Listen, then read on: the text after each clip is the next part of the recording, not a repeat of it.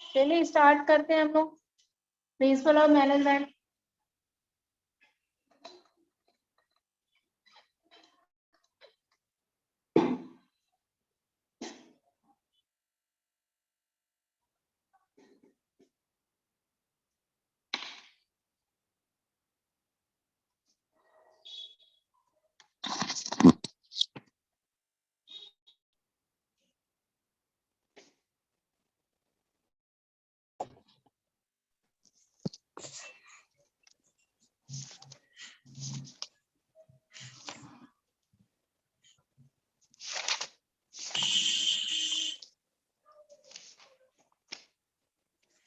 Previous class में कहाँ तक हो गया था हमारा? प्रीवियस क्लास में फ्लेक्सिबल पॉइंट कंप्लीट था, sales principle of management, division, authorities, discipline, principle of unity of direction. Okay, कौन सा पॉइंट बचा था हमारा पास? हाँ, ऑथोरिटी एंड रिस्पॉन्सिबिलिटी कंप्लीट हो चुका था यस प्रीवियस क्लास में। नेक्स्ट पॉइंट आपका बचा था principal of unity of direction.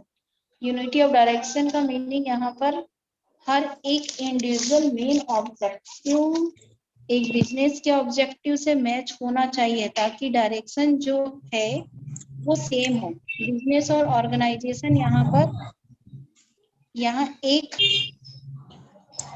Organisation अपने अकॉर्डिंग काम होना चाहिए। हर एक बिजनेस ऑर्गेनाइजेशन का जो मेन ऑब्जेक्टिव है उसके अकॉर्डिंग सब ऑर्डिनेट का ऑब्जेक्टिव भी सेट होने चाहिए ताकि पूरे ऑर्गेनाइजेशन का ऑब्जेक्टिव अचीव हो सके। इसलिए कहा जाता है कि डायरेक्शन सेम होना चाहिए। फॉर एग्जांपल, किसी डिपार्टमेंट में कि किसी बिजनेसमैन ऑर्गेनाइजेशन के दो प्रोडक्ट मैन्युफैक्चर होते हैं, एक कार मैन्युफैक्चरिंग करता है और एक बाइक मैन्युफैक्चरिंग करता है। दोनों के नीड तो सेम है, तो दोनों का जो इंटरेस्ट है वो कॉन्फ्लिक्ट हो जाएगा, यानी कि दोनों ही अचीव नहीं कर पाएंगे। इसलिए दो प्रोडक्ट दोनों के हेड सेपरेट होने चाहिए ताकि अपना अपना गोल अचीव करना अपने डायरेक्शन में काम करें।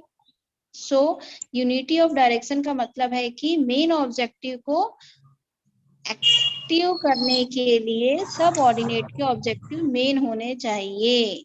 क्यों? क्योंकि जैसे फॉर एग्जांपल एक ही कंपनी में दो मैनेजर है, ठीक है।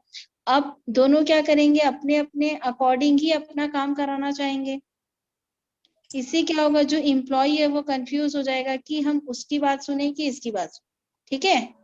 लेकिन अगर एक ही कंपनी में एक ही मैनेजर होता है, उसके बाद सारे सब ऑर्डिनेट होते हैं, जैसे बोला जाता है ग्रुप में एक ही हेड हो, तो वहां जो काम है वो काफी क्या हो जाएगा? कैसा होगा काम? बोलो।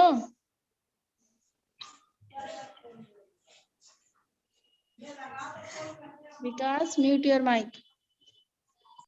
उसके बाद आता है आपका subordinate of individual interest to general interest.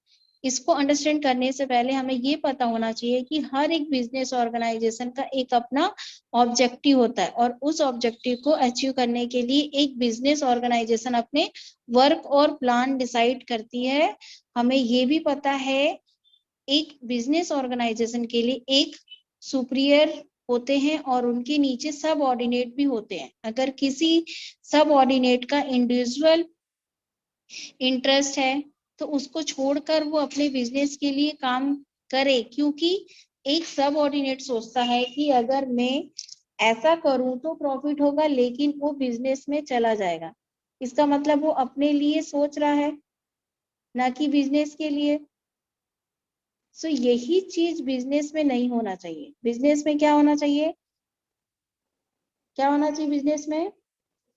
Principal हमें ये कहता है कि जो सब ऑर्डिनेट है उसको कंपनी के बारे में सोचना चाहिए, ना कि अपने अपने लिए सोचना। ऑन यानी कि अपने पर्सनल के लिए नहीं सोचना चाहिए। अगर आप एक कंपनी में काम कर रहे हो तो आपका सबसे फर्स्ट प्रायोरिटी क्या होना चाहिए? कंपनी में कि प्रॉफिट कैसा हो, इंक्रीज क्या करें तो होना चाहिए।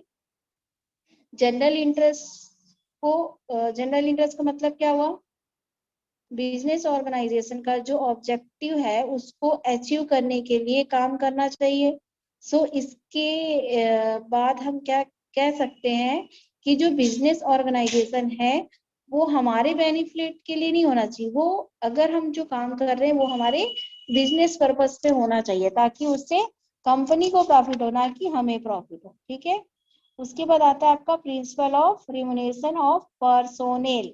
देखो यहाँ पे स्पेलिंग थोड़ा सा चेंज है, पर्सनल और personnel. Personal means on work हो गया, personnel means employ. So salary of employ भी हमारे प्रिंसिपल ऑफ मैनेजमेंट का इम्पोर्टेंट पार्ट है, या इम्पोर्टेंट पॉइंट्स बोला जा सकता है। ये प्रिंसिपल हमें ये कहता है जो एम्प्लॉय हमने अपने बिजनेस ऑर्गेनाइजेशन में हायर की है उनको जो रिम्यूनरेशन दी जाए वो फेयर फॉर बोथ। फेयर का मतलब इक्वल होना चाहिए। ऐसा नहीं कि आप एक एम्प्लॉय, दोनों ही एम्प्लॉय 8 8 आवर्स काम कर रहे हैं, आप एक को ज्यादा अमाउंट दे रहे हो दूसरे को कम, तो ये गलत होगा। जस्ट उतनी ही दी जाए जितनी की एक बिजनेस ऑर्गेनाइजेशन अफोर्ड कर सके और जितना एक इंडिविजुअल की कैपेबिलिटी हो। सो सैलरी हमें उतना ही पे करना है कि जितने एम्प्लॉय के नॉलेज के अकॉर्डिंग। ऐसा नहीं कि आप उसको 10 के जगह 20 दे रहे हो सिर्फ पहचान वाला बोल के, ऐसा नहीं करना। ठीक है। उनके अपर दो चीजों का ध्यान देना है आपको, जैसे फर्स्ट ऑर्गेनाइजेशन के पॉइंट के ऊपर और दूसरा एम्प्लॉय के ऊपर जो सैलरी दे रहा है और जो सैलरी रिसीव कर रहा है। क्लियर? एम्प्लॉय के लिए वो फेयर हो, इसका मतलब उसके कैपेबिलिटी के अकॉर्डिंग हो, मतलब एक एम्प्लॉय इतनी सैलरी रिसीव करने की क्षमता रखता हो। ठीक है। ये पॉइंट क्लियर है? क्लियर है? प्रिंसिपल ऑफ मैनेजमेंट का पॉइंट है ये, और वेरी इंपॉर्टेंट पॉइंट है। पूरे जितने आपको कराए जा रहे फ्यूल्स के हैं पूरे 14 मैनेजमेंट है ये। उसके बाद है आपका centralisation and decentralisation. It is very important, different between में भी पूछता है ये वाला क्वेश्चन।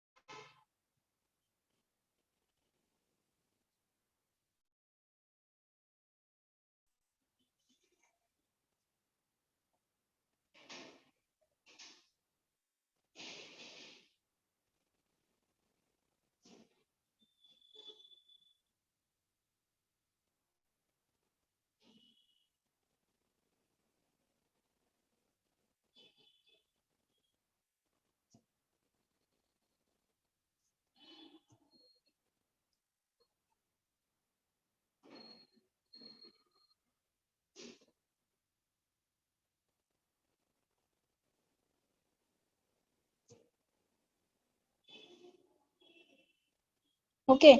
नेक्स्ट पॉइंट क्या बोला मैंने? Decentralisation and centralisation. सेंट्रलाइजेशन का मतलब है कि जितने भी प्लान बनाए जाएंगे वो सेंट्रल लेवल पर बनाए जाएंगे। ठीक है।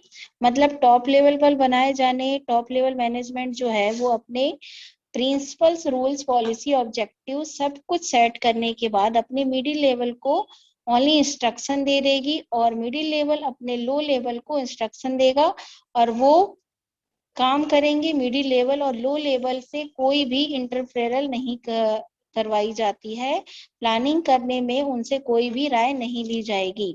डिसेंट्रलाइजेशन का मतलब होता है जो प्लानिंग है उसमें तीनों ही लेवल डिस्कस करेंगे और तीनों लेवल के पार्ट अपने अपने डिसीजन बताएंगे, अपनी अपनी क्रिएटिव प्रोवाइड करेंगे।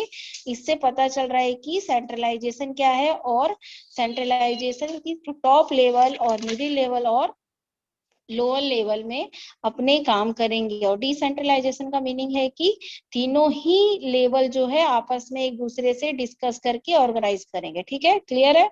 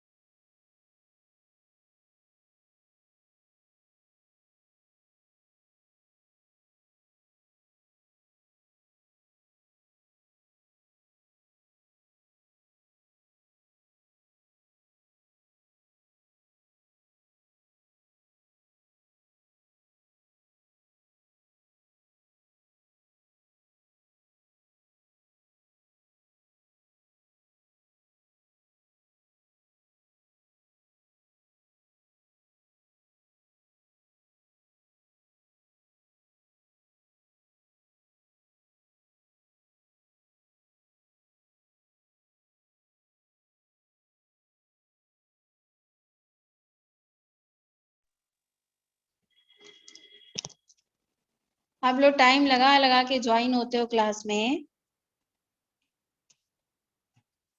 ठीक है, यहाँ तक क्लियर है हमारे पास। अब अगर एक बिजनेस स्मॉल है तो वो सेंट्रलाइजेशन में टॉप लेवल पर प्लानिंग करके बिजनेस को रन कर सकता है, ठीक है। लेकिन अगर बिजनेस लार्ज स्केल में है तो एक इंडिविजुअल पर्सन हैंडल नहीं कर सकता, इसलिए उसको डिसेंट्रलाइजेशन की पॉलिसी को यूज किया जाता है। डिसेंट्रलाइजेशन की प्रिंसिपल को यूज करते हुए हर एक इंडिविजुअल को, हर एक लेवल का जो इंडिविजुअल होगा उसको अपने वे डिसीजन लेने की अथॉरिटी दे दी जाएगी। सो ये है दोनों में डिफरेंट, क्लियर। सेंट्रलाइजेशन उस ऑर्गेनाइजेशन में यूज की जाती है जो साइज में स्मॉल हो, क्योंकि उस बिजनेस का एनालाइज एक टॉप लेवल पर इंडिविजुअल पर्सन ले सकता है, क्लियर है। और डिसेंट्रलाइजेशन का मतलब होता है अपने ऑथराइज को डिसेंट्रलाइज कर देना। टॉप लेवल अकेला डिसीजन नहीं लेता, वह हर एक लेवल को ऑथोरिटीज दे देता है अपने वे से डिसीजन लेने के लिए। और यह ऐसा क्यों करता है? क्योंकि बिजनेस लेवल बहुत ही लार्ज स्केल पर होता है, वह अकेले डिसीजन लेकर बिजनेस को रन नहीं कर सकता है, क्लियर है। मतलब सेंट्रलाइजेशन और डिसेंट्रलाइजेशन बहुत इंपॉर्टेंट क्वेश्चन है, चाहे वो आपके मीनिंग में आए या डिफरेंट बिटवीन में, ठीक है। तो आपको उसको सॉल्व करने हैं। सुनाई दिया आवाज मेरा? यस या नो? निशा, खुशी, विकास, यस मैम। यस नो बोला करो ना, मुझे ऐसा लगता है सो गए सब लोग। ठीक है मैम। कभी कभी मेरे को लगता है मेरा ही हेडफोन या ब्लूटूथ काम नहीं कर रहा है। तुम लोग यस नो भी नहीं बोलोगे तो यही लगेगा, ठीक है। यहाँ तक क्लियर है। उसके बाद यस आता है मैम। आपका स्केलर चेन। स्केलर चेन भी वेरी इंपॉर्टेंट है, हमेशा हर क्वेश्चन में पूछा जाता है। अभी तक हर ईयर में स्केलर चेन के क्वेश्चन आया है, ठीक है। स्केलर चेन का मतलब क्या होता है, पता है किसी को? No ma'am. चेन का मतलब क्या होता है? देखो, ओनली चेन, स्केलर को छोड़ दो, चेन, चेन बनाना बिजनेस में, मैंने स्ट्रक्चर बताया था। स्केलर चेन का मतलब क्या होता है? सीक्वेंस में ऑथोरिटी एंड रिस्पॉन्सिबिलिटी को देना। सबसे पहले टॉप लेवल आता है, उसमें जो इंडिविजुअल आते हैं वो टॉप में रहते हैं, टॉप के बाद मिडिल लेवल आता है, और उस लेवल में मैनेजर लेवल के पर्सन वर्क करते हैं। मिडिल लेवल के बाद लोअर लेवल आता है। इस घर पे बैठ जाती थी।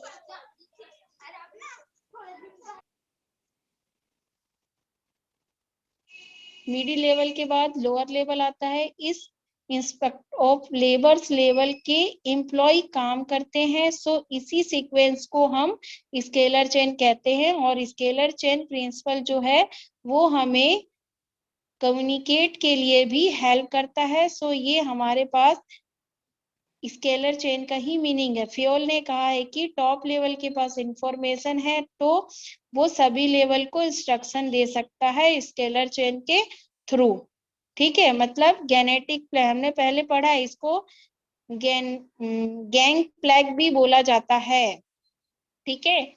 स्केलर चेन का क्वेश्चन आता ही है। और उसके बाद है आपका ऑर्डर। ऑर्डर का मतलब है a place for everything and everything in it place.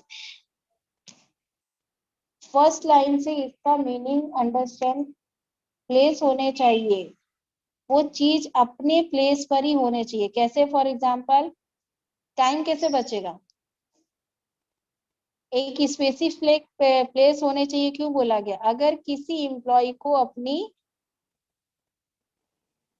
Machinery repair करनी है, ठीक है, फॉर एग्जांपल मशीनरी रिपेयर करना है, चलते चलते वो खराब हो गई, उसको रिपेयर करने के लिए उसको टूल्स फाइंड आउट करना है। तो इसका मतलब वो अगर मान लो सारा मशीनरी सामान जो टूल्स है एक ही जगह पे रखा है तो उसको ज्यादा टाइम नहीं लगेगा मशीनरी को रिपेयर करने में। डायरेक्टली वो जाएगा उस डिपार्टमेंट में और जाके वहां से टूल्स उठा के लाएगा और मशीनरी को रिपेयर कर देगा, ठीक है। लेकिन उसी जगह पे बिजनेस ऑर्गेनाइजेशन में एक सेपरेट डिपार्टमेंट है और वहाँ स्टोर है। निशा,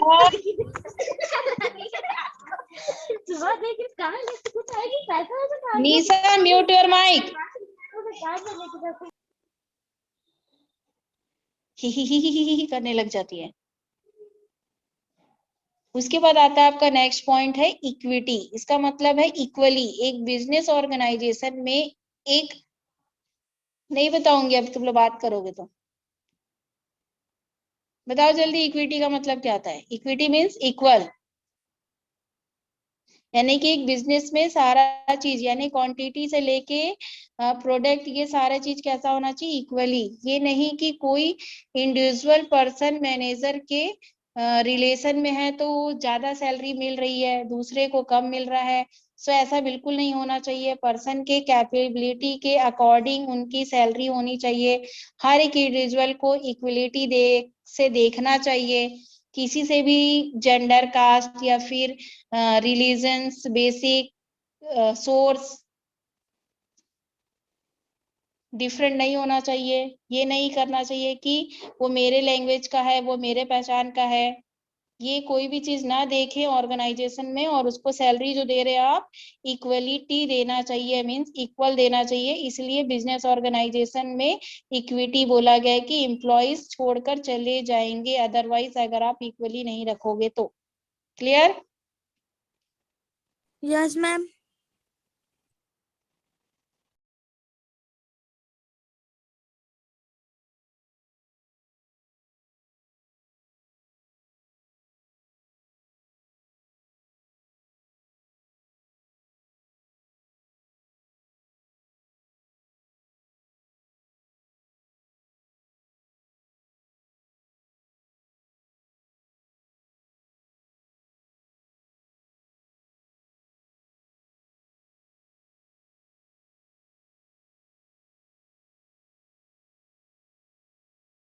ठीक है, क्लियर है यहाँ तक?